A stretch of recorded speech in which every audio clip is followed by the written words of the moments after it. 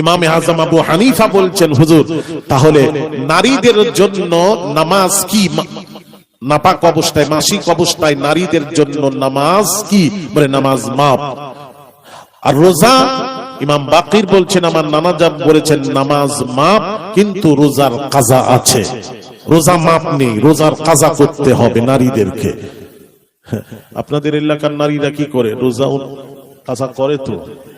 আরে কথা বলেন না রে বাবা, করে। আর নামাজের কাজা করে তো?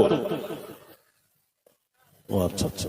হ্যাঁ, মা বোনেরা শুনছেন, নামাজ মাপ, নামাজের কাজা নেই, কিন্তু রোজা মাসিক অবস্থায় রোজা রাখবেন না, তবে রোজার কাজা করতে হবে পরে। ঈদের পর 6টি, অনেক মহিলা বা 6টি রোজা রাখে, তারপর কাজা আদায় করে।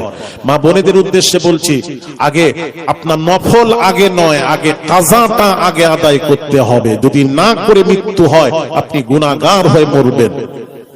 নফল আগে নয়, আগে যেটা ফরজ কাজা হয়েছে, আপনি ঈদের পর সেই কাজাগুলি আগে আদায় করুন, আদায় করুন, আদায় করুন।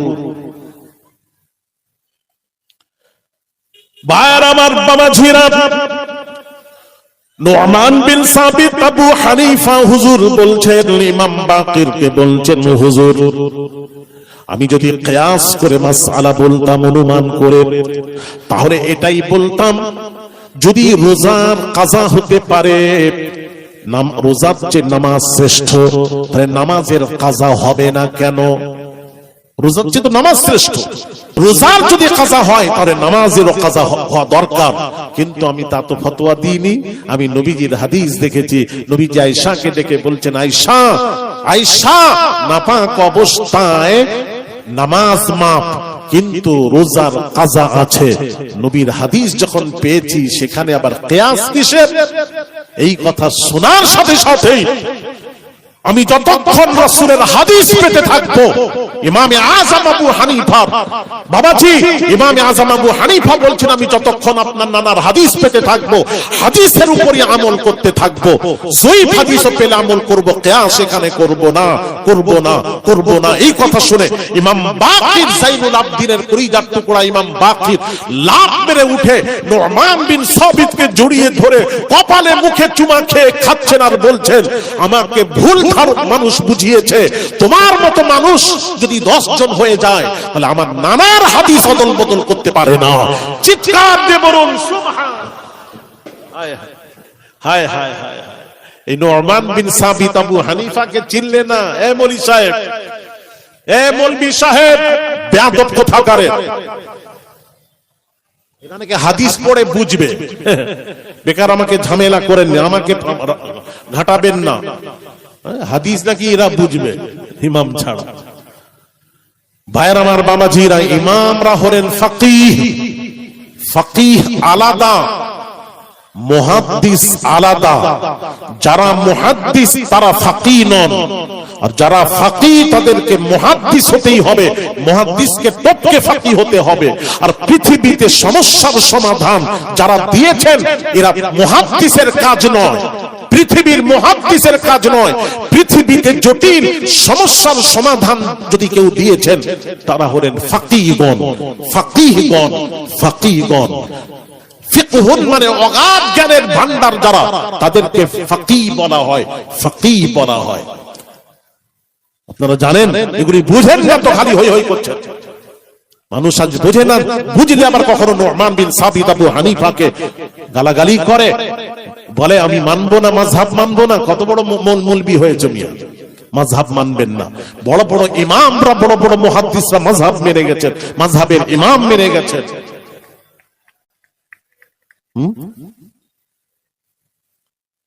ভাইয়ের আমার, বাবাজিরা, ও সোনার যুবকেরা, বাবাজিরা, তাই বলবো আপনাদেরকে, বাবাজি, তাম পৃথিবীতে সমস্যার সমাধান করেছেন ফাকিহগণ। এটা ফাকিহদের কাজ। যেমন ভাইরা আমার, বাবাজিরা, যেমন একটু বলি বাবাজি, এখানে যারা এক শ্রেণীর উলামারা বলছেন, আমি কোরআন মানি, হাদিস মানি, ইজমা কিয়াস মানি না, এরকম আছে কিছু। ইজমা কিয়াস মানি না, দুটো মানি, কোরআন মানি হাদিস মানি, ইজমা কিয়াস মানি না, মানি না, মানি না। আমি বলবো কিয়াস মানেন না, ইজমা মানেন না। আচ্ছা আচ্ছা, একটু বসুন না, আমার সামনে এসে বসে একটু কথা বলুন না, আমি একটু কথা বলতে চাই। হ্যাঁ, দেখি কি বুঝেছেন আপনি, একটু আমাকে বোঝান। আপনারা তো ইউটিউব দেখে শিখেছেন, আমরা পড়াশোনা করে শিখেছি, দুটোর মধ্যে পার্থক্য আছে। হ্যাঁ, ইজমা কিয়াসটা একটু বোঝাই আপনাদেরকে, একটু না বুঝলে বুঝতে পারবেন না, এটা একটু বোঝানোর আছে।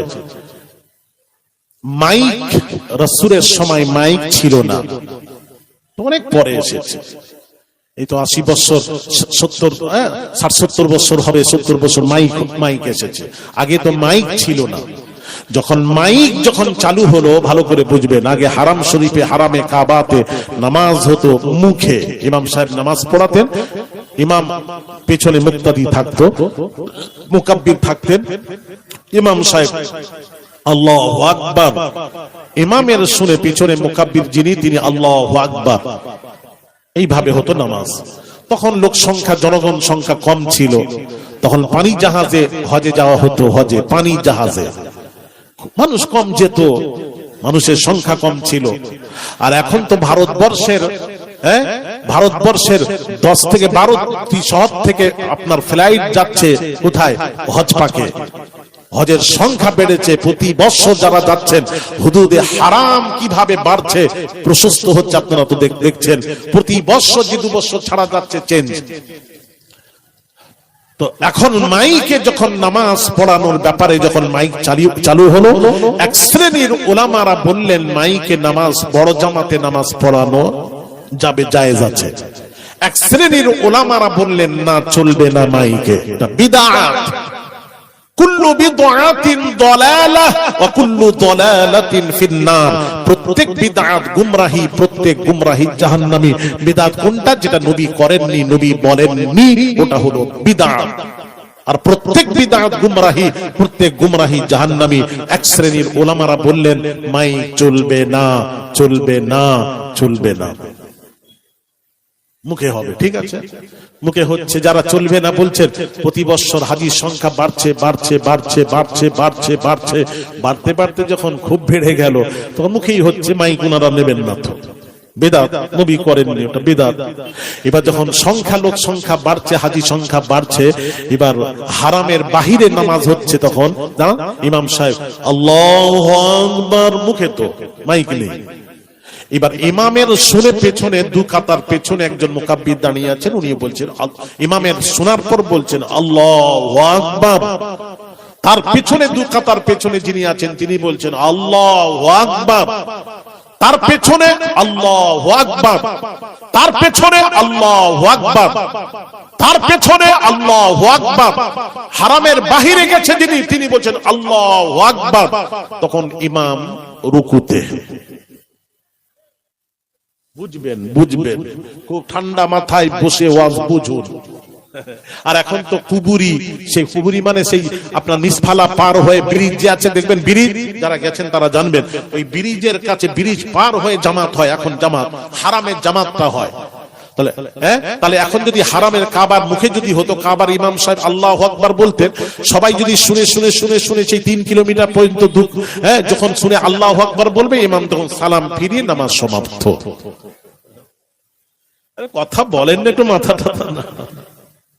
তখন ইমামরা এবার বসলেন, বসে আবার আলোচ্য বিষয় কি হলো, আলোচনা শুরু হলো যে আস্তে আস্তে তো হারাম এখনো প্রশস্ত হচ্ছে। আর তো লক্ষ লক্ষ মানুষ একসাথে জামাতে নামাজ আদায় করবে। যদি মুখে হয়, তাহলে ইমাম সালাম ফিরে বসে থাকবে, ওখানে আল্লাহু আকবার, রুকুতে যাবে, তাহলে নামাজের খালাল হচ্ছে। তাহলে কি করতে হবে, কি করতে হবে, কি করতে হবে? আলেমরা বসে সিদ্ধান্ত নিলেন, করতে হবে, করতে হবে, মাইকে নামাজ পড়াতে হবে, পড়াতে হবে। সকলেই বসে সিদ্ধান্ত নিলেন, নিয়ে বললেন মাইক ছাড়া নামাজ হবে না, নামাজে খালাল হচ্ছে। সকল মুহাদ্দিসরা, আলেমরা বসে যখন সিদ্ধান্ত নিলেন মাইকে নামাজ পড়া এখন জায়েজ, মাইক ছাড়া নামাজ হবে না, এটাকে বলা হয় ইজমায়ে উম্মাহ। মাইকে নামাজ পড়ানোর উপরে উম্মতের ইজমা, ওলামাদের ইজমা হয়ে গেছে, সব আলেমরা মেনে নিয়েছেন, ইজমা হয়ে গেছে। নামাজ পড়াতে হলে ভালো করে বুঝবেন, মাইকে বড় জামাতে মুখে হবে না, মাইকেই পড়াতে হবে, পড়াতে হবে, এটার উপর ইজমা হয়ে গেছে। ইজমা হলো শরীয়তের দলিল, দলিল, দলিল। বলে হুজুর কিয়াস কি? কিয়াস, এবার কিয়াসের ব্যাপারে একটু বলবো, শোনাবো, এটা তো ইজমা হয়ে গেল। ইজমা আরেকটু কথা বলি। আচ্ছা, এই রমজান মাস আসছে, তারাবির নামাজ এক শ্রেণীর 8 রাকাত পড়ে পালায়। 8 রাকাত আপনাদের সোনপুর এখনো তৈরি হয়নি, আসেনি বোধহয়। 8 রাকাত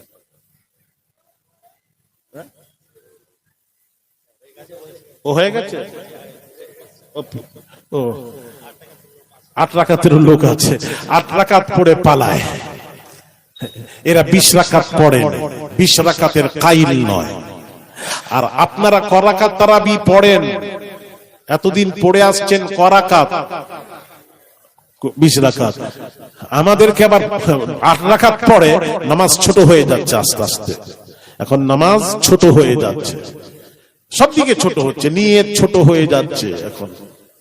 এখন ওযু ছোট হয়ে যাচ্ছে। এখন ওযু করে, আমরা তো ওযু করি, দেখেন মাসা করি, এটা মাসা করি। আর আজকাল ওযু দেখবেন, বসে দেখবেন, এগুলো দেখবেন, লক্ষ্য করবেন, আপনারা লক্ষ্য করেছেন কিনা জানি না, দেখেন বসে আছে আর নিয়ত করে, দেখেন নিয়ত, দেখেন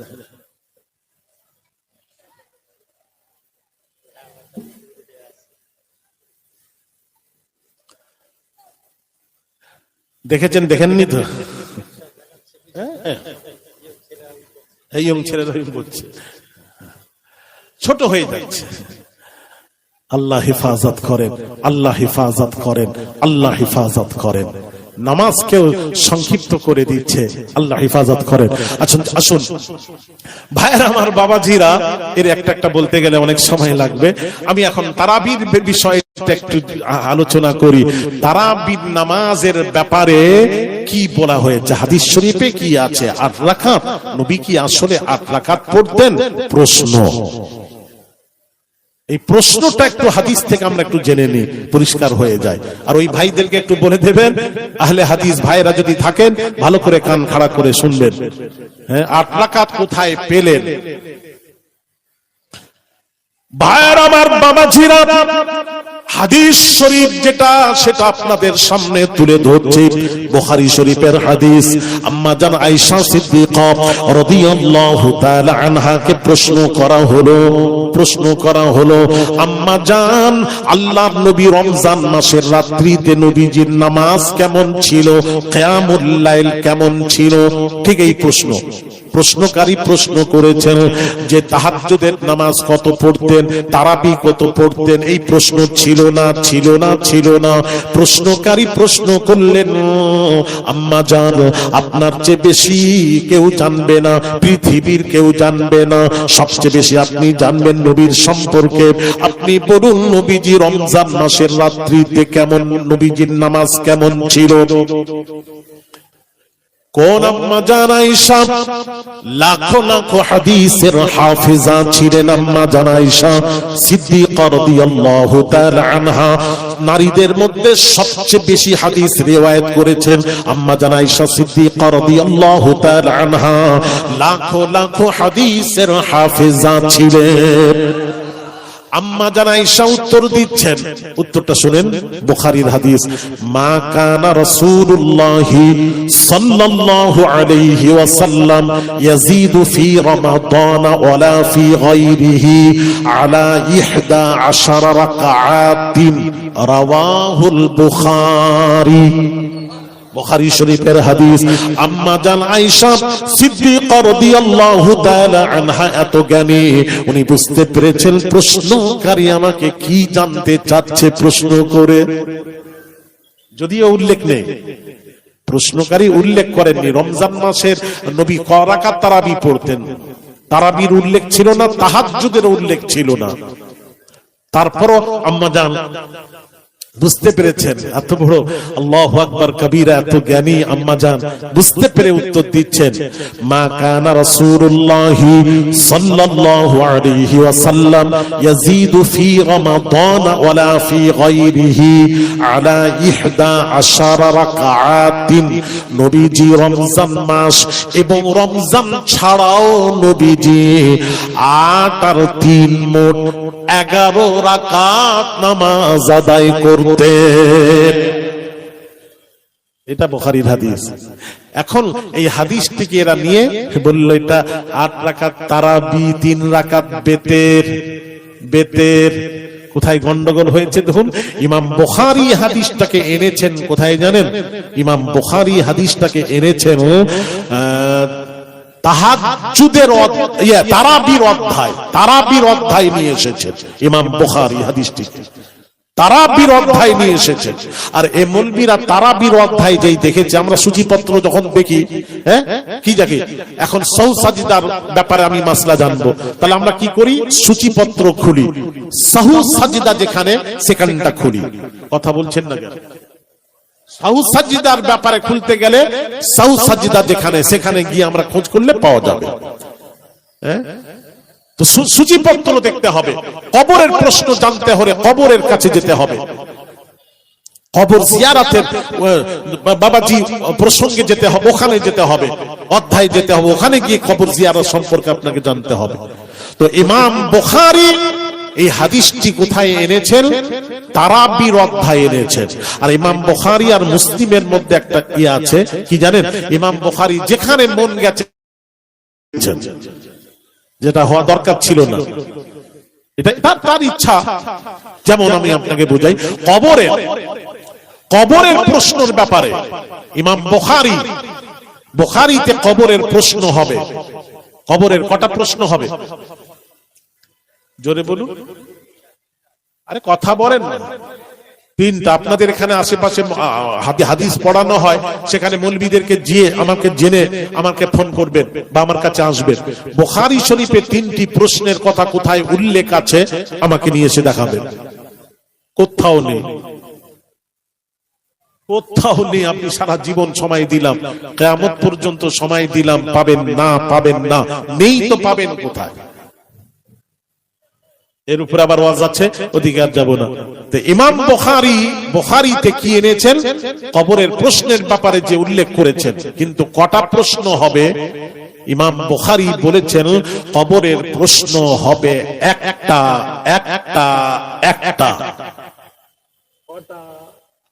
কথাও বলেন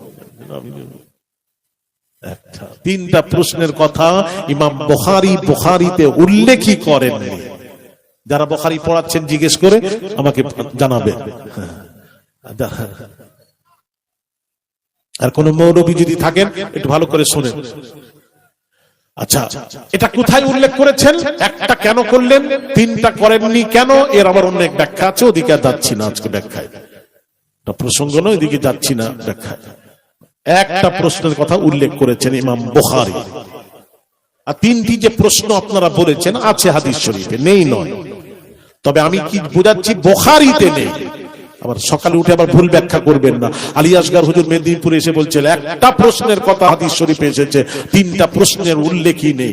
আমি কোথায় বললাম 3টা উল্লেখ নেই? বলেছি এটা পরিষ্কার না করলে সকালেই আলোচনা শুরু হয়ে যাবে। আর মৌলবীরা ধরতো উনি কি করে বললেন, আপনাদের কথা শুনে তারাও ফতোয়া দিত। আমি কি বলেছি? 3টা প্রশ্ন যে শুনেছেন, মান রাব্বুকা মা দীনুকা, হ্যাঁ, মান নবিয়ুকা, 3টি প্রশ্ন হাদিস শরীফে সহিহ হাদিসে এসেছে, তবে বুখারী মুসলিমে আসেনি। আমি এটা বলছি, বুখারী মুসলিমে আসেনি, অন্য হাদিসের কিতাবে এসেছে। তার বুখারী মুসলিমে কি এসেছে এখন প্রশ্ন? আপনারা তো কোনো প্রশ্ন করবেন না। আপনাদের নিয়ম হচ্ছে ওয়াজে চুপ করে বসে মুখ টিপে শুনবো, আর বক্তা বকে যাবে, বকে গিয়ে শেষ করে চলে যান। আপনি চলে যান, আপনার টাইম হয়ে গেছে। এই জন্য আমরা জীবনে কিছু শিখতে পারলাম না। ভাইয়ের আমার, বাবাজিরা, ইমাম বুখারী মুসলিম বলেছেন কবরের প্রশ্ন হবে একটা। আচ্ছা, কবরের প্রশ্ন এবার যেটা বোঝাতে চাচ্ছিলাম, একটা যে হবে তো কবরের অধ্যায় সেখানে থাকা দরকার।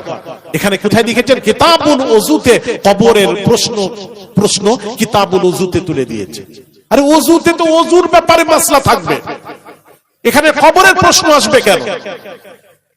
ইমাম বুখারী রুজহান বলছে, এত বড় ইমাম, ভুল ধরছি না নাউজুবিল্লাহ, তার কে ভুল ধরবে? ভুল ধরছি না, আমি বললাম তার রুজহান, এক একজনের হয়, তার রুজহান তুলে দিয়েছেন।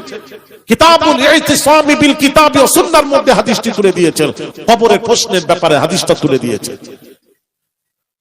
কবরের প্রশ্নের হাদিসটা হবে, কবরের অধ্যায় হবে, সেখানে ইমাম বুখারী কি করেছেন? কিতাবুল জুম্মাতে তুলে দিয়েছে। আরে জুম্মাতে তো জুমার সম্পর্কে মাসলা আসবে, এখানে কবরের প্রশ্ন কথা আসবে কেন? কিতাবুল জুম্মাতে তুলে দিয়েছে। আর ইমাম মুসলিম শরীফ, ইমাম মুসলিম এই হাদিসটিকে কোথায় নিয়ে এসেছে জানেন? এটা তাহাজ্জুদের অধ্যায়ে নিয়ে এসেছে। আর এই মৌলবীরা পড়েছে কবরের অধ্যায়, যেই কবরের অধ্যায় খুলে দেখেছে, হ্যাঁ এই তো নবী ৮ আর ৩ ১১ পড়েছে, ব্যাস এরা ভেবে ৪ রাকাত হলো তারাবি, ৩ রাকাত হলো বেতের। এখানে যারা ৮ আর ৩ যারা বলেন, আমি বলবো তারা মাতান মানে ইবারাতের উপর লক্ষ্য করেননি।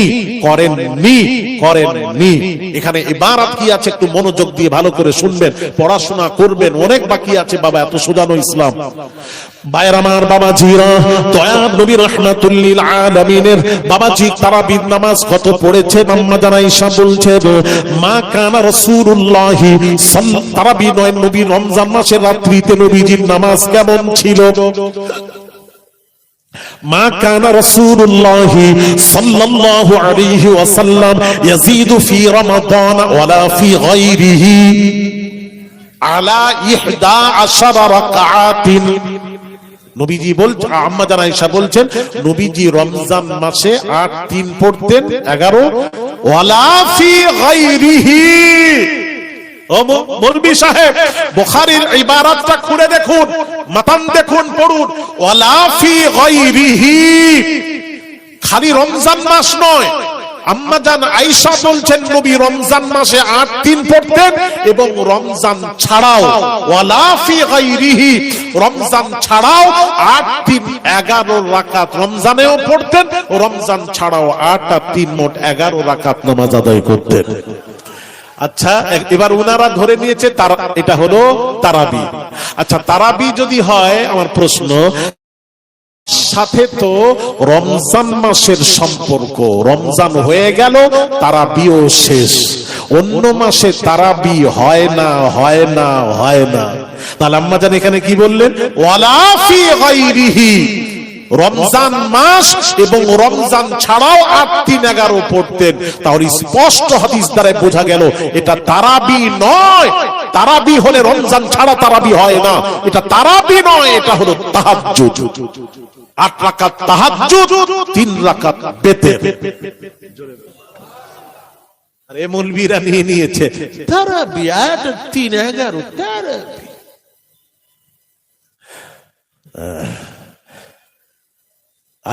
ভাইয়ের আমার, বাবাজিরা, এইবার আপনারা যদি কেউ বলেন আমি রাসূলের অনুসরণ করছি, ভালো কথা করেন, রাসূলের অনুসরণ করব, তাহলে নবীর যদি অনুসরণ করেন, আমি সে কোন মৌলবী থাকলে একটু কথা হতো, কেউ থাকলে একটু কথা বলবেন আমার সাথে, অসুবিধা নেই। আমি পড়াশোনা করি, কথা বলি, জোর গলায় বলি, ওটা ভারতবর্ষ, বাংলাদেশ আল্লাহ ঘোরাচ্ছেন, বাবাজি একটু বলবেন।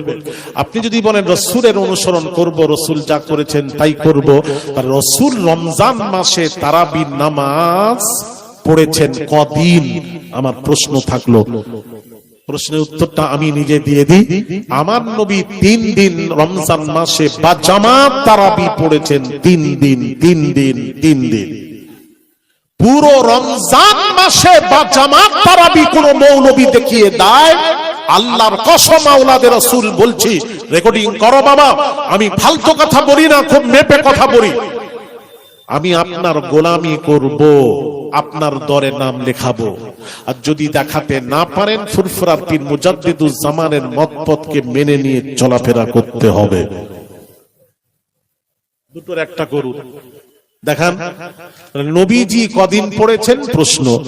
রমজান মাসে নবীজি 3 দিন তারাবির নামাজ বা জামাত 3 দিন পড়িয়েছেন মসজিদুন নববীতে 3 দিন। 3 দিন পর সাহাবীরা চতুর্থ দিন অপেক্ষা করছেন নবী আসবেন। সাহাবীর সংখ্যা বেড়ে গেছে, নবী আসবেন, নবী আর গেলেন না। এবার প্রশ্ন, কেন গেলেন না? এই জন্য গেলেন না আমাদের চিন্তা করে। নবী তো সব সময় আমাদেরই চিন্তা করতেন, সব সময় আমাদের চিন্তা, উম্মতের চিন্তা। সব সময় নবী আমাদের চিন্তা করতেন, উম্মতের কি হবে, উম্মতের কি হবে, উম্মতের কি হবে, উম্মতের উপর বোঝা হয়ে যাবে, উম্মতের উপর এটা ফরজ হয়ে যাবে। আমি যদি চাই এটা উম্মতের উপর ফরজ যাতে না হয়, এই উম্মতের চিন্তা করে নবী আর গেলেন না। 3 দিন পড়েছেন। তাহলে হাদিস থেকে প্রমাণ হয় তারাবি বা জামাত যদি নবীর অনুসরণ করেন, ফলো করেন, তাহলে 3 দিন ছাড়া পড়তে পারবেন না, পারবেন না, পারবেন না। চ্যালেঞ্জ সোনপুর বাজারের চ্যালেঞ্জ করে যাচ্ছি, 3 দিনের বেশি পড়তে পারবেন না। এখন প্রশ্ন, আমরা 20 রাকাত তারাবি বা জামাত পড়ছি, কোথা থেকে আমরা পেলাম? এটা কোথা থেকে এলো? প্রশ্ন আপনারা করছেন না, আমাকেই করে উত্তর দিতে হবে, আর কিছু করার নেই। কোথা থেকে এলো? ভাইরা আমার, বাবাজিরা, আল্লাহ নবী দুনিয়া থেকে পর্দা নিলেন। এ কথা বললেও আবার তো কিছু আছে, কি বলবো, ওয়াজ করব, কিছু আছে। একজন বলছে পর্দা তো নারী করে, রাসূল পর্দা করেন? নাউজুবিল্লাহ, নবী পর্দা করে গেছেন। আস্তাগফিরুল্লাহ আযীম।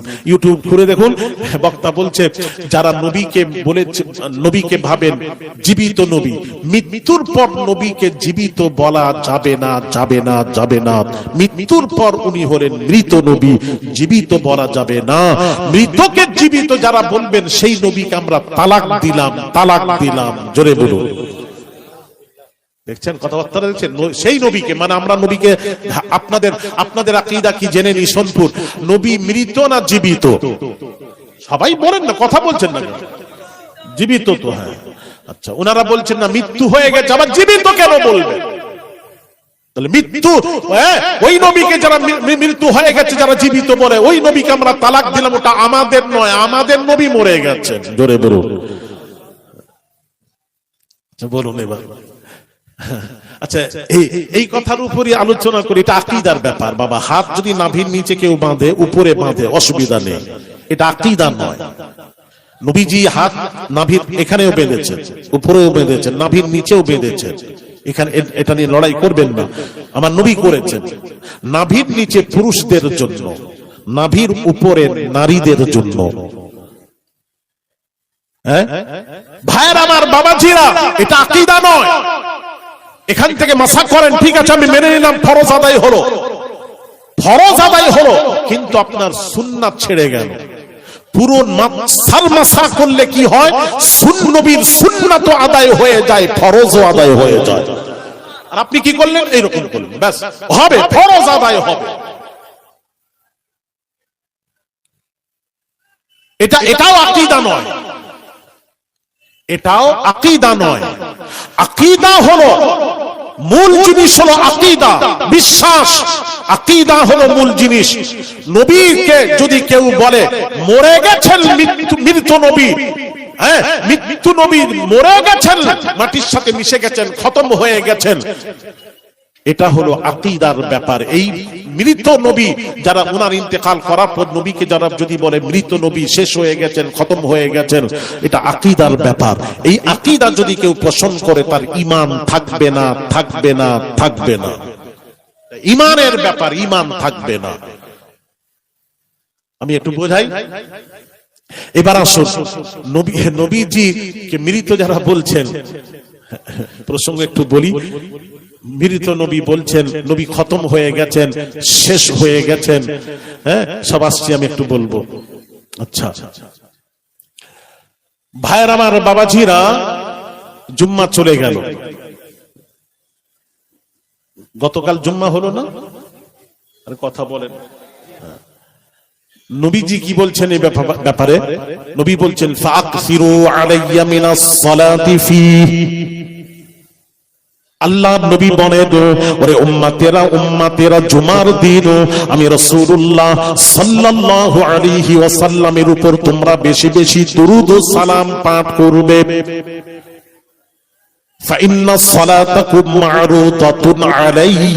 তার কারণ তোমাদের দুরূদ ও সালাম আমি রাসূলুল্লাহ সাল্লাল্লাহু আলাইহি ওয়াসাল্লামের কাছে পৌঁছানো হয়। সাহাবীরা আরজ করলেন, ক্বালু ইয়া রাসূলুল্লাহ সাল্লাল্লাহু আলাইহি ওয়াসাল্লাম কাইফা তু'রাদু সালাতুনা আলাইক ওয়া ক্বাদ আরিমতা।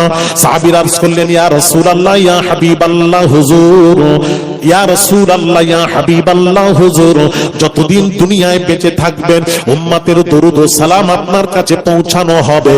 ইয়া রাসূলুল্লাহ ইয়া হাবিবাল্লাহ হুজুর, আপনি যখন দুনিয়া থেকে ইন্তেকাল করবেন তখন উম্মতের দরুদ ও সালাম কিভাবে পৌঁছবে?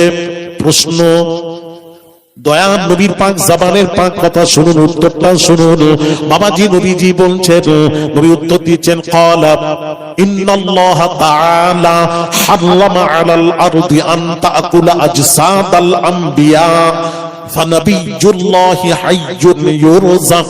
রাওয়াহু আবু দাউদ ও নাসাই, ইবনে মাজাহ, বাইহাকি শরীফের হাদিস। জোরে বলুন সুবহানাল্লাহ। সিহা সিত্তার হাদিস। নবীজি বলছেন, আল্লাহ রাব্বুল আলামিন, আল্লাহ রাব্বুল আলামিন সমস্ত নবীদের শরীরকে, আল্লাহ তাআলা নবীদের শরীরকে মাটি খাওয়া হারামা আলাল আরদ, আল্লাহ তাআলা জমিনকে হারাম করে দিয়েছেন। মাটি নবীদের দেহকে স্পর্শ করতে পারবে না, পারবে না, পারবে না। ফানাবিয়ুল্লাহি হাইয়ুন ইউরযাক, নবীরা কবরে জীবিত জীবিত জীবিত।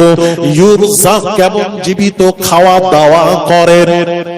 আরেকটু জোরে হবে না?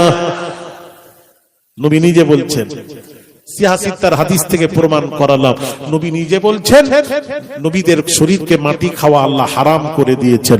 ফানাবিয়ুল্লাহি হাইয়ুন ইউরযাক, নবীরা কবরে জীবিত জীবিত জীবিত। বলেন এবার, কবরে জীবিত, তাহলে নবী তো জীবিত, মৃত বলছেন কি করে? আস্তাগফিরুল্লাহ আযীম, কানা মৌলবী কথা করে। নবী মরে গেছেন বলছেন কেন? নবী জীবিত।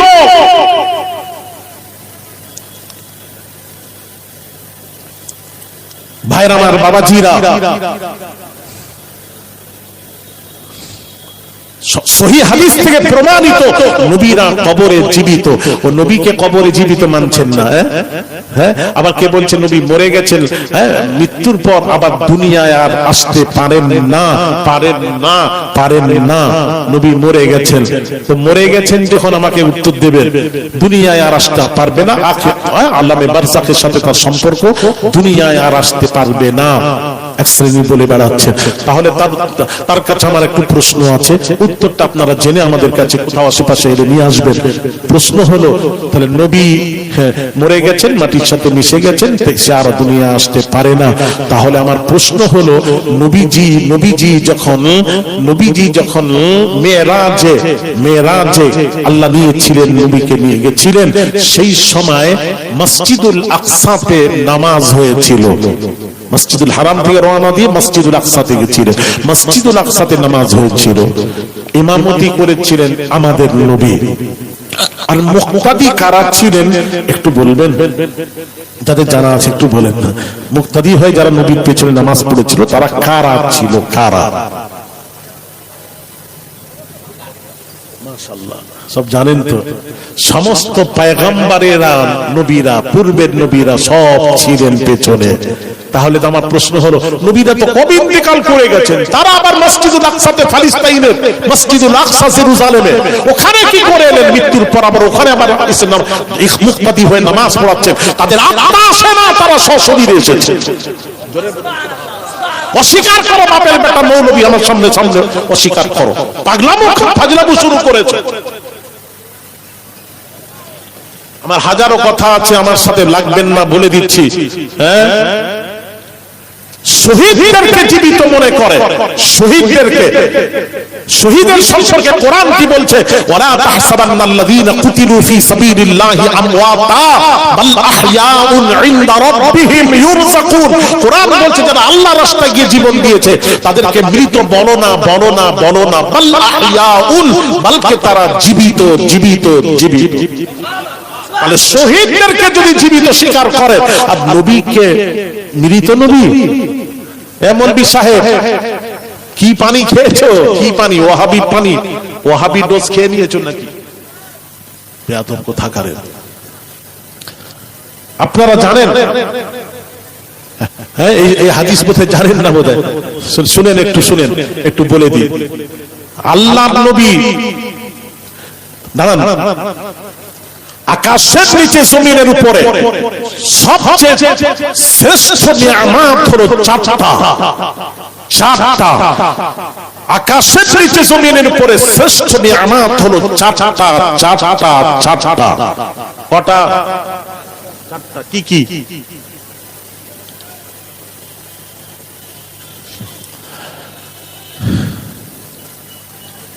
চারটা হলো নবিয়্যিন, সিদ্দীকীন, শুহাদা, সালিহিন। জোরে বলুন সুবহানাল্লাহ। কটা? চারটা। এই জন্য আল্লাহ পাক বলছেন কোরআনে, উলাইকাল্লাযীনা আন'আমাল্লাহু আলাইহিম মিনান নাবিয়্যিনা ওয়াস-সিদ্দীকীনা ওয়াশ-শুহাদা'i ওয়াস-সালিহিন।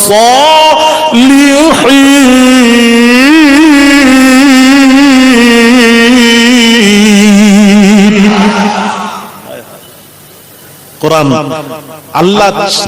আল্লাহ চার দলকে চার নিয়ামত দান করেছেন, আর আকাশের নিচে জমিনের উপরে চারটি শ্রেষ্ঠ নিয়ামত হলো চারটা। একটা হলো নবিয়্যিন, সিদ্দীকীন, শুহাদা, সালিহিন। নবীদেরকে আল্লাহ নবুয়ত দান করলেন, সিদ্দীকীনদেরকে সিদ্দীকিয়াত আতা করলেন, হ্যাঁ, আর সালিহিনদেরকে সালিহিয়াত আতা করলেন, আর শহীদদেরকে শাহাদাত আতা করলেন। এই চার দলকে চার নিয়ামত আল্লাহ আতা করলেন। জোরে বলুন। এবার প্রশ্ন আসবে, আতা করলেন কিভাবে? এখানে যাব আমি একটু গভীরে যাব, একটু গভীরে গিয়ে খোঁজ করব করলেন কিভাবে।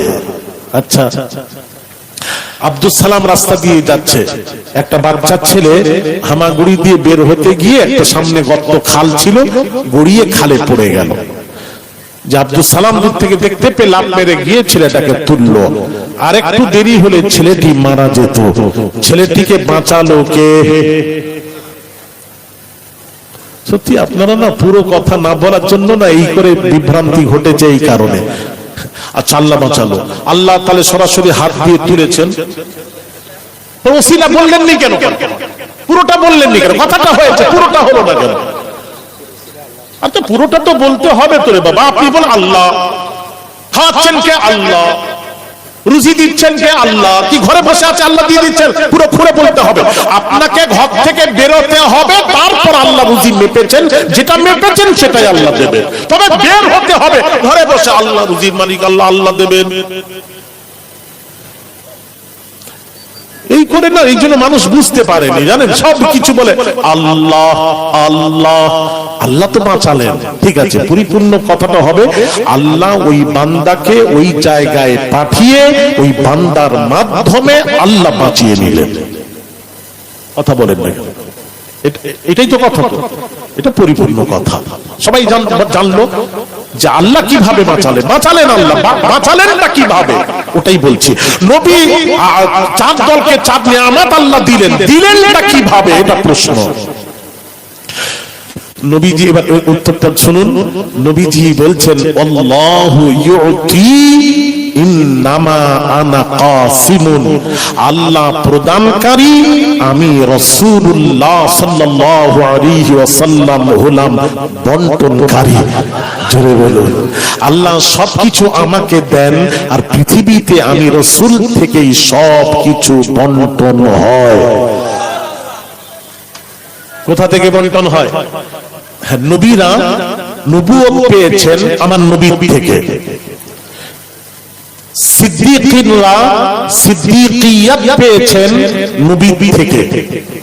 আমি যদি একটা একটা করে বলি তাহলে তো আমার সময় কত যে সময় লাগবে, তাহলে কোনো মৌলবী আর আজকে স্টেজে উঠতে পারবে না আমি যদি এগুলো বলি। এই জন্য সময় থাকলে কখনো বলতাম। যেমন একটা বলি তাহলে আপনারা বুঝতে পারবেন। একটা অন্তত ইঙ্গিত করি, সিদ্দিকীনরা সিদ্দিকিয়াত পেয়েছেন অন্য জায়গা থেকে, নবী থেকে। যেমন নবীজি মেরাজ থেকে ফিরে এলেন, আসার পর আবু জাহাল গিয়ে বলল, এই মুহাম্মদ আজকে নতুন সংবাদ থাকলে বলুন। নবীজি বলছেন, সুবহানাল্লাযী আসরা বিআবদিহি লাইলাম মিনাল মাসজিদিল হারামি ইলাল মাসজিদিল আকসা। আল্লাহ তার বান্দাকে নিয়ে গেলেন কোথায়? মসজিদুল হারাম থেকে, রাত্রিতে মসজিদুল হারাম থেকে মসজিদুল আকসা। ওখান থেকে প্রথম তবক আসমান যেতে গেলে 500 বছরের রাস্তা, দ্বিতীয় তবক, তৃতীয়, চতুর্থ, পঞ্চম, ষষ্ঠম, সপ্তম, 5-3.5 বছরের রাস্তা। ওখান থেকে লাজামান লামাকান পার হলাম, ওখান থেকে 70,000 নূরের পর্দা ভেদ করলাম।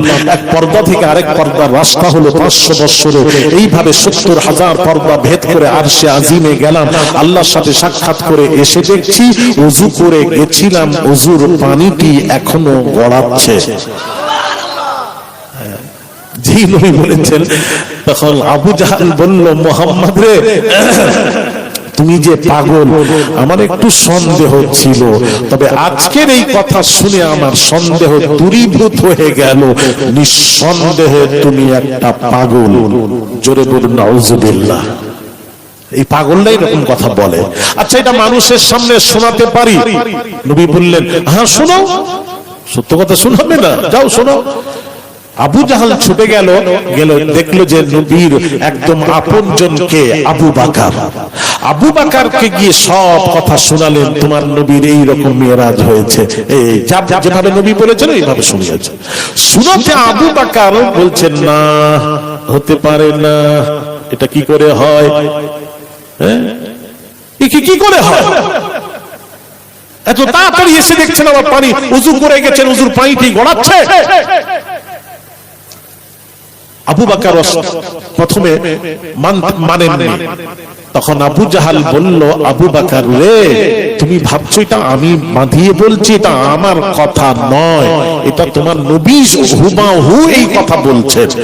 যেই বলেছেন, হায় হায় হায়, বিশ্বাস কাকে বলে দেখেন, আকীদা কাকে বলে দেখেন। সাহাবী আবু বকর বললেন, হে আবু জাহাল, উনি তো ভেবেছেন এটা আবু জাহাল বাঁধিয়ে বলছে। যখনই বলেছে রাসূল তোমার নবী এই কথা বলেছে, এটা এই কথাটা আমার নয়, নবীর কথা। আবু বকর শুনে বলছেন, এটা যদি নবীজি বলে থাকেন, নিঃসন্দেহে রাসূল পাক সাল্লাল্লাহু আলাইহি ওয়াসাল্লামের মেরাজ হয়েছে। এতে কোন নবী যদি বলে থাকেন। তারপর আবু বকর জানার জন্য, আবু জাহাল সত্য বলল কিনা, ছুটে গেছেন নবীজির কাছে। নবী বসে আছেন, আবু বকর সালাম দিয়ে বললেন, ইয়া রাসূলুল্লাহ, আবু জাহাল আপনার নামে কথাগুলি শোনালো, কতটুকু সত্য কতটুকু মিথ্যা জানার জন্য এসেছি। ইয়া রাসূলুল্লাহ, একটু বলুন, জানার জন্য এসেছি। ভাইরা আমার, বাবাজিরা, ও সোনার যুবকেরা, বাবাজিরা, দয়ার নবী রাহমাতুল লিল আলামিন হুজুরের সাথ করেন, ওরে আবু বকর, আবু জাহাল যা শুনিয়েছে সব আমি রাসূলের কথাই শুনিয়েছে। হযরত আবু বকর শুনে বললেন, লা শাক্কা ফিহা, নিঃসন্দেহে আপনার মিরাজ হয়েছে, এতে কোনো সন্দেহের অবকাশ নেই। আমি আবু বকর আপনার মিরাজকে মেনে নিলাম, আপনার সশরীরে মিরাজ হয়েছে। আমার নবী বলেন, আবু বকর তোমার কোনো প্রশ্ন নেই না, কোনো প্রশ্ন নেই। তখন আল্লাহর নবী বললেন, আবু বকর সত্যের সামনে মাথা নত করে দিয়েছো। এতদিন ছিলে আবু বকর, আজ থেকে আবু বকর সিদ্দিক। এই লাকাবটা নবীজি দিলেন। সিদ্দিকের অর্থ হলো সত্যবাদী। তাহলে আবু বকর সিদ্দিকিন, আবু বকর সিদ্দিকিয়াত পেয়েছেন কোথা থেকে? রাসূল থেকে। এটাই আমি বুঝাতে যাচ্ছিলাম। আর নবীরা নবুয়ত পেয়েছেন রাসূল থেকে, সালিহিনরা সালিহিয়াত পেয়েছেন নবী থেকে, আর শহীদরা শাহাদাত পেয়েছেন অন্য জায়গা থেকে। নবীজির থেকে। হ্যাঁ রাইট। তবে একটা কথা এখানে, আমার কাছে যদি টাকা না থাকে আমি বন্টন করব কিভাবে? তো আল্লাহ শাহাদাত যে বন্টন হবে নবীর থেকে হবে, তো নবীর থেকে হলে নবীকে শাহাদাতের দরজা দিতে হবে। নবী থাকবে না শাহাদাতের দরজা, অন্যর উম্মতের শাহাদাতের দরজা উম্মতরা পাবে আর রাসূল পাবে না, এটা হতে পারে না। যার জন্য নবী সবসময় দোয়া করতেন, আল্লাহ মৃত্যু দিলে মৃত্যুর মধ্যে শ্রেষ্ঠ মৃত্যু হলো শহীদ মৃত্যু। আল্লাহ তুমি আমাকে শ্রেষ্ঠ নবী করে পাঠিয়েছো। নবী বলছেন, আল্লাহ সাইয়্যিদুল আম্বিয়া খামসা, পৃথিবীতে যত নবী রাসূলগণ এসেছেন তাদের মধ্যে 5 জন নবী হলেন শ্রেষ্ঠ। নাম্বার 1 নূহ নবী, ইব্রাহিম নবী, মুসা নবী, ঈসা নবী, হযরত মুহাম্মদুর রাসূলুল্লাহ সাল্লাল্লাহু আলাইহি ওয়াসাল্লাম। 5 জন নবী হলেন শ্রেষ্ঠ। নবী ফিনিশিং দিচ্ছেন, আনা সাইয়্যিদুল খামসা, এই 5 জনের মধ্যে আমি রাসূল হলাম সকলের শ্রেষ্ঠ। জোরে জোরে বলুন সুবহানাল্লাহ। নবী বলছেন, আল্লাহ গো আমি শ্রেষ্ঠ, আমার উম্মত শ্রেষ্ঠ। কুনতুম খায়রা উম্মাহ, যত নবীর উম্মত এসেছে উম্মতে মুহাম্মাদি হলো শ্রেষ্ঠ। আমি শ্রেষ্ঠ, আমার উম্মত শ্রেষ্ঠ। আমার উপর যে কিতাব নাযিল করেছো কুরআনুল মাজিদ, ওটাও শ্রেষ্ঠ। আল্লাহ আমি যেখানে আছি মদিনা শ্রেষ্ঠ, আমার বংশ শ্রেষ্ঠ, আমি শ্রেষ্ঠ, সব কিছু শ্রেষ্ঠ। তাহলে আমাকে মৃত্যু দিলে মৃত্যুর মধ্যে শ্রেষ্ঠ মৃত্যু হলো শহীদি মৃত্যু। আমাকে শহীদি মৃত্যু দিও আল্লাহ। দোয়া করেছেন, আল্লাহ নবীর দোয়া কবুল করেছেন। শাহাদাত 2 প্রকার, শাহাদাত 2 প্রকার। একটা হলো শাহাদাতে সিররি, আর একটা হলো শাহাদাতে জাহরি। এটা আল্লাহ রাসূলকে দেবেন। কিভাবে দিচ্ছেন একটু শুনুন। ভাইরা আমার বাবাজিরা, আল্লাহ নবী শাহাদাতে জাহরি মানে হলো প্রকাশ্য দুশমন শত্রু গিয়ে নবীকে হামলা করবে, তাদের হামলায় নবীর আঘাত হবে, আঘাত হয়ে নবী মারা যাবেন, ইন্তেকাল করবেন। এটা হলো শাহাদাতে, শহীদ হয়ে যাবেন। শাহাদাতে জাহরি অথবা শাহাদাতে সিররি, গোপন ভাবে বিষ খাইয়ে দেবে, নবী খেলেন, খেয়ে ইন্তেকাল করে গেলেন। দুশমন শত্রু খাওয়ালো, নবী খেলেন, ইন্তেকাল করে গেলেন। এটা শাহাদাতে সিররি। এটা আল্লাহ নবীকে দেবেন। কিভাবে দেবেন? আল্লাহ বাবাজি এই 2টা দেবেন, তারপর শাহাদাতের দরজা। ভাইয়ের আমার বাবাজিরা, আল্লাহ নবী উহুদের ময়দানে বাবাজি ওই কাফের বেদিনেরা বাবাজি দুশমন শত্রুরা হামলা করলো নবীকে। হামলা করে এত জোর আঘাত করেছে নবীজির মাথা মোবারকে, নবী পড়ে জমিনে পড়ে বেহুশ হয়ে গেলেন। বাবাজি আনসারী মহিলা ভাইরা আমার বাবাজিরা, যেই শুনেছে নবীকে তারা শহীদ করেছে উহুদের ময়দানে, নবীজি শহীদ হয়ে গেছেন, চতুর্পাশে ছড়িয়ে পড়লো। তখন আনসারী মহিলা বাবাজি পাগলের ন্যায় দৌড়চ্ছে, দৌড়তে উহুদের ময়দানের দিকে দৌড়চ্ছে। প্রতিমধ্যে একজনের সাথে সাক্ষাৎ, বুড়িমা যান কোথায়? উহুদের ময়দানে গিয়ে কোনো লাভ হবে না, আপনার দুইটি সন্তান যুদ্ধের ময়দানে উহুদের ময়দানে শহীদ হয়ে গেছে। বুড়ি বলে, কে শহীদ হয়েছে শুনতে চাইনি, তাড়াতাড়ি বলো রাহমাতুল লিল আলামিন হুজুর কেমন আছে?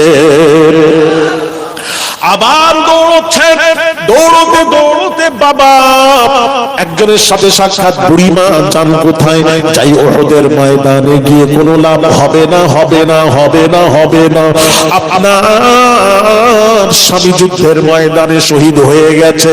বুড়ি বলে, কে শহীদ হয়েছে শুনতে চাইনি, তাড়াতাড়ি বলো রাহমাতুল লিল আলামিন হুজুর কেমন আছে? ভাইরা আমার বাবাজিরা, বুড়ি কারুর কথা কর্ণপাত না করে উহুদের ময়দানে গিয়ে বাবা নবীকে 70 জন বড় বড় সাহাবীরা শহীদ হয়ে গেছিলেন। খুঁজতে নবীজিকে জীবদ্দশায় পেয়ে বলেছিলেন, বুড়ি আনসারী মহিলা বলেছিলেন, ইয়া রাসূলুল্লাহ, ইয়া হাবিবাল্লাহ হুজুর, তামাম আপনি যে বেঁচে আছেন, আপনার চেহারা দেখার সাথে সাথেই দুইটি সন্তান মরা শোক, স্বামী মরা শোক, সব কিছু দিল থেকে মুছে সাফ হয়ে গেল। আপনি যে বেঁচে আছেন পৃথিবীর সমস্ত মানুষের জন্য সৌভাগ্য।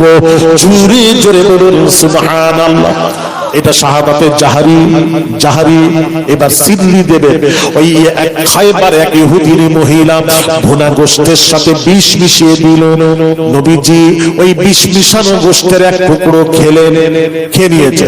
দ্বিতীয় গোশতের টুকরো খাবেন তুলেছেন, গোশতের টুকরো মুখের কাছে যেই এসেছে, গোশত মানুষের মতো কথা বলছে, ইয়া রাসূলুল্লাহ, ইয়া হাবিবাল্লাহ, হুজুর আমাকে খাবেন না, আমার মধ্যে বিষ মিশানো রয়েছে। নবী খেলেন না, রেখে দিলেন। এখন আমার এখানে দুইটি প্রশ্ন সোনপুর এলাকাবাসী দুটি প্রশ্নের উত্তর দিয়ে যাবেন। প্রশ্ন নাম্বার 1 হলো, ওই এক টুকরো বিষ মিশানো গোশত যে নবী খেলেন, এত কড়া বিষ ছিল, মৃত্যুর জন্য যথেষ্ট ছিল, নবী খেলেন, মৃত্যু হলো না কেন? প্রশ্ন নাম্বার 1।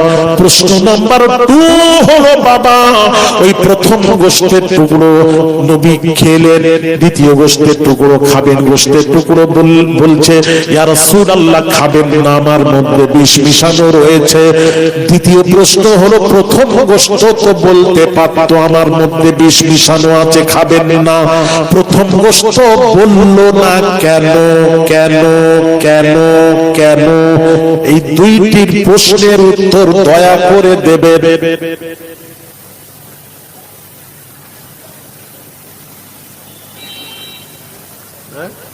আর আমি জানি তো আপনারা তো ওয়াজ নসিহত জীবনে শুনেছেন না, প্রথম শুনতে এসেছে শাহাদাতের। আচ্ছা, ইন্তেকাল করলেন না কেন?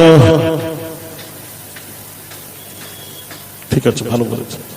ইন্তেকাল করলেন না কেন? এত কড়া বিষ ছিল তো, ওটা খেলেই অন্য কেউ খেলে মারা যাবে, তো নবী খেলেন, মৃত্যু হলো না কেন? তো একটা উত্তর আছে। কেন পিছনে একটা রাজ রহস্য লুকিয়ে আছে। কেন?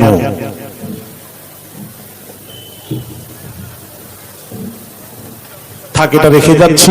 আগামী 5ই জ্যৈষ্ঠ রোজ বুধবার পশ্চিম মেদিনীপুর প্রপার টাউনে মাদ্রাসা মাদানিয়া আহমদিয়া তাজবিদুল কোরআন আমার একটা প্রতিষ্ঠান চলে।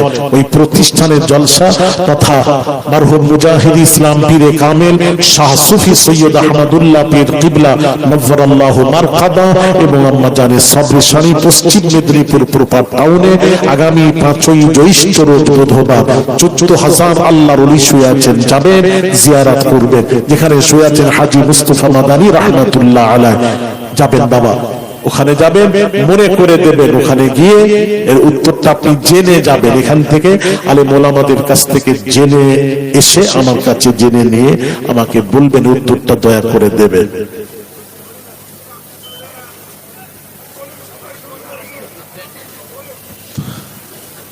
না বললে যেতে দেবে না।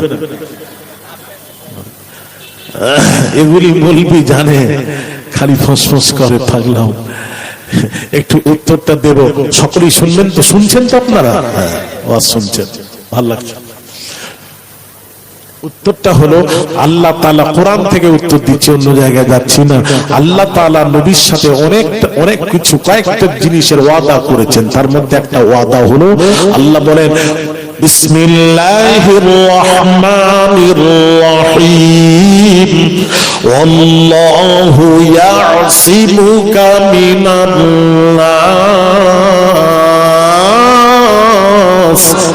আল্লাহু আকবার। আল্লাহ পাক বলেন, হাবিব,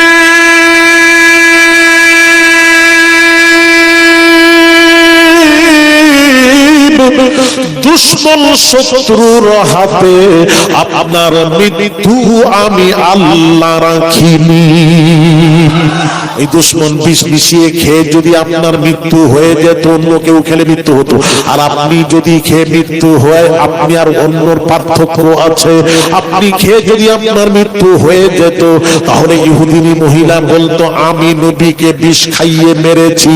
গোটা পৃথিবীর আলেম ওলামারা স্টেজে উঠে বলবে, আমি নবীকে, ওই ইহুদিনী মহিলা নবীকে বিষ খাইয়ে মেরেছে। গোটা দুনিয়া বলতো, অমুক মেরেছে নবীকে, অমুক মেরেছে, অমুক মেরেছে। মেরেছে, দুশমন শত্রু মেরেছে, ওই মাথায় মেরে মাথা ফাটিয়ে দেওয়া হলো ওহদের ময়দানে। তাদের আঘাতে, শত্রুর আঘাতে যদি নবী মৃত্যু হয়ে যেত, ওটা দুনিয়াবাসী বলতো নবীকে দুশমন শত্রু আঘাত করে তাদের আঘাতে নবীর মৃত্যু হয়েছে। আল্লাহ বলছেন এটা আমি সহ্য করব না হাবিব। দুশমন শত্রুরা মারার চেষ্টা করবে, বিষ খাওয়াবে, আঘাত করবে, আপনি বেহুশ হয়ে যাবেন, সব হবে, কিন্তু আমি আল্লাহ তারপরও আপনাকে বাঁচাতে থাকবো। জোরে বলেন, তাদের হাতে মৃত্যু হবে না, তারা মারার চেষ্টা করবে, আর আমি আল্লাহ বাঁচাতেই থাকবো। সেদিন এক বক্তা, বড় বক্তা, সে বলছে নবী নাকি ওই বুড়ি ইহুদিনী মহিলা বিষ খাইয়েছিল, ওই বিষের আসরে নাকি নবীর মৃত্যু হয়েছে। এ মৌলবি কোম্পানি আলাদা, মানবেন না বাবা। ৭৩টা দল হবে, নবী বলেছেন ৭২ যাবে জাহান্নামে, এক দল যাবে জান্নাতে। যারা বলছেন ওই আঘাতে মারা গেছে, এরা হলো ৭২-এর এক জাহান্নামী দল, মানবেন না। কোরআন বলছে, আল্লাহ বলছেন দুশমন শত্রুর হাতে, আল্লাহু ইয়াসিমুকা মিনান নাস। এরা কোরআন পড়ে না, কানা মৌলবী। কোরআন বলছে, আল্লাহ বলছেন, বন্ধু পৃথিবীতে কোন দুশমন, কোন শত্রুর হাতে আপনার মৃত্যু আমি রাখিনি। তারা মারার চেষ্টা করবে, আমি আল্লাহ বাঁচাতেই থাকবো। আর ফাজলামু আপনি বললেন কি করে? ওই ইহুদিনী মহিলা বিষ ঘোড়াগোশতের সাথে বিষ মিশিয়ে দিয়েছিল, ওই বিষের আসরে রাসূলের মৃত্যু হয়েছে। এই কথা কোথা থেকে পেলেন মৌলভী সাহেব? বেয়াদব কোথাকার। রাসূল চিনলেন না, যা পারবেন মুখে বলে যাবে।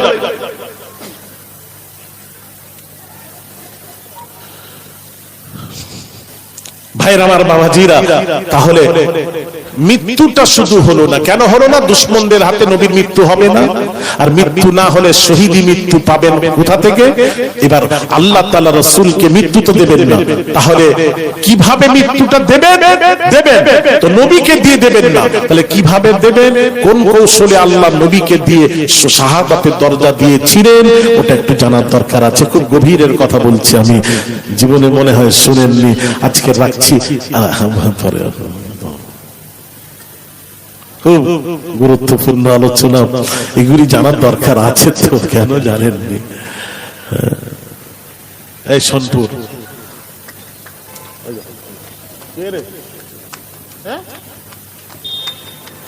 তালি মারছে, মানা করে বাচ্চারা বোধ হাত তালি মারছে। ভাইরা আমার, বাবাজিরা, শুনবেন না কি গো? এই পুরো ব্যাখ্যাটা শুনবেন, একটু বল। আচ্ছা, একটু মুহাব্বতে দরুদ শরীফ, আল্লাহুম্মা।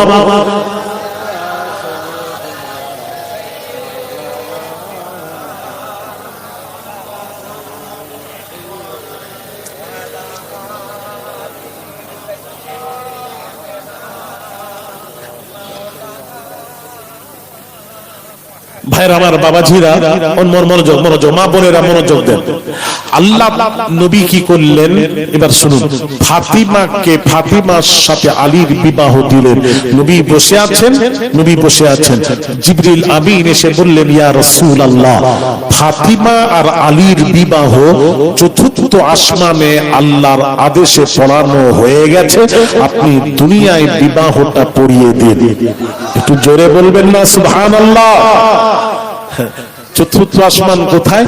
জমিন থেকে প্রথম তবক আসমান যেতে গেলে 500 বৎসরের রাস্তা, ওখান থেকে দ্বিতীয় তবক আসমান যেতে গেলে 500 বৎসরের রাস্তা, ওখান থেকে তৃতীয় তবক 500 বৎসরের রাস্তা, চতুর্থ তবক আসমান যেতে গেলে 500 বৎসরের রাস্তা, 4 5 20 2000 বৎসরের রাস্তা। ওখানে ফাতিমার আলীর বিবাহ হলো। এবার প্রশ্ন আসবে, আপনারা করেননি যখন উত্তর দেব না, প্রশ্ন আসবে কে পড়ালেন, বরযাত্রী কত ছিল, অনেক প্রশ্ন, এগুলো প্রশ্ন ছিল, আপনারা করবেন না, চুপ করে খালি বিরিয়ানির সময়টা তখন একটু। আচ্ছা, আসলে জানেন বলেই তো প্রশ্ন করেননি, মাশাআল্লাহ। থাক, ফাতিমার আলীর বিবাহটা দুনিয়ায় রাসূল পড়িয়ে দিলেন। আর রাসূল ফাতিমাকে এত ভালোবাসতেন, নারীদের মধ্যে বাবাজি, নারীদেরকে ফাতিমাকে বড় ভালোবাসতেন নবীজি। হ্যাঁ, ভাইরা আমার, বাবাজিরা, ও সোনার যুবকেরা, বাবাজিরা, কন্যাদেরকে নবী বড় ভালোবাসতেন। আল্লাহর নবীকে প্রশ্ন করা হলো, বাবা ইয়া রাসূলুল্লাহ, ইয়া হাবিবাল্লাহ, হুজুর আমার একটা মেয়ে। নবী বললেন তোমার একটা বেহেশত। ইয়া রাসূলুল্লাহ, ইয়া হাবিবাল্লাহ, হুজুর আমার দুইটি কন্যা। নবী বলেন দুইটি বেহেশত। ইয়া রাসূলুল্লাহ, তিনটি মেয়ে। নবী বললেন তোমার তিনটি বেহেশত। ছেলের ব্যাপারে নবী বলেন মেয়ের ব্যাপার। আর আজকাল সত্যি কথা বুকে হাত দিয়ে বলবেন, আজকাল মেয়ে হলে বেশি খুশি না ছেলে হলে বেশি খুশি? সত্যি কি যেটা সত্য সেটা বলে, সব জায়গাতে মিথ্যা বলে এলে। ছেলে হলে না, এটা একদম সত্য কথা বলে, ছেলে হলে খুশি সবাই বলছে। কেন? নিশ্চয় একটা কারণ থাকবে তো। কেন কেন কেন মেয়ে হলে খুশি নয়? তার কারণ মেয়েকে বিদায় দিতে হবে। বিদায় বিদায় টাকা লাগবে, বলছে টাকা লাগবে। আর ছেলে হলে খুশি কেন? টাকা আসবে। জোরে বলুন নাউজুবিল্লাহ।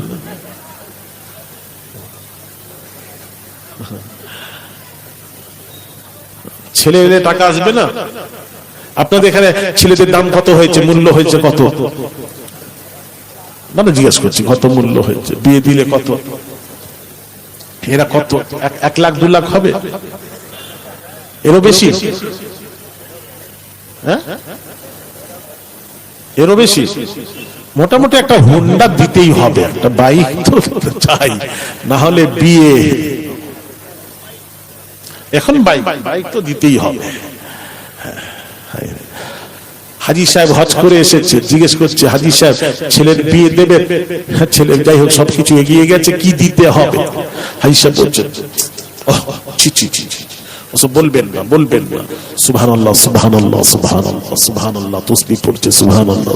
ওসব বলবেন না। কি দিতে হবে হাজী সাহেব? হারাম জিনিস। নবী বলেছেন যৌতুক নেওয়া হারাম। হ্যাঁ, শুকরের মাংস খাওয়ার মতো হারাম। বাবা ওসব কথা বলবেন না, বলবেন না। আলহামদুলিল্লাহ আলহামদুলিল্লাহ আলহামদুলিল্লাহ আলহামদুলিল্লাহ। হাজী সাহেব কি দিতে হবে একটু বলুন না, ফাইনাল কথা বলতে এসেছি। বলে আল্লাহু আকবার আল্লাহু আকবার বলছেন। হাজী সাহেব বলছেন ছেলের একটা খুশি, একটা ওই বাইক, আপনার জামাইয়ের খুশি, জামাইয়ের সাথে আপনি একটু কথা বলে নেবেন। আল্লাহু আকবার আল্লাহু আকবার আল্লাহু আকবার সুবহানাল্লাহ। দোয়া করছে আল্লাহ তুমি কিছু দাও না দাও, জান্নাত দাও। হ্যাঁ, ফেরেশতা বলে বেটা, হ্যাঁ হাজী সাহেব কি বললি? ওখানে একটা বাইক দাও। হ্যাঁ তুই মর, তো জান্নাত ঘুচিয়ে দেব, তুই খালি মর। আস্তাগফিরুল্লাহ আযীম, লা হাওলা ওয়ালা কুওয়া। যেটা রাসূল নিষেধ করলেন সেটা করছেন, করবেন না বাবা। মাপ চাচ্ছি ছেলেরা, ওই নারীটাকে সারা জীবন মানুষ করে তোমাকে দিচ্ছে, ওটাকেই তুলে নিয়ে এসো, ওটাই সবচেয়ে বড় যৌতুক। ঠিক কিনা বলেন? এই জন্য আমাদের ঘরে, আমি তো বলবো কটা ঘরে স্বামী স্ত্রীর মহাব্বত আছে আমাকে একটু বলতে হবে। কটা ঘরে আছে আপনাদের? কার ঘরে স্বামী স্ত্রীর মহাব্বত আছে? হ্যাঁ, এরকম কি আছেন? হাত তুলেন তো, তুলেন। হ্যাঁ, 1 2 তুলেন, 3 4 5 অনেকগুলো তুলেছে। আচ্ছা, পীরজাদা হুজুর এসে গেছেন, তাকবীর দেন, নারায়ে তাকবীর, আরো জোরে নারায়ে তাকবীর।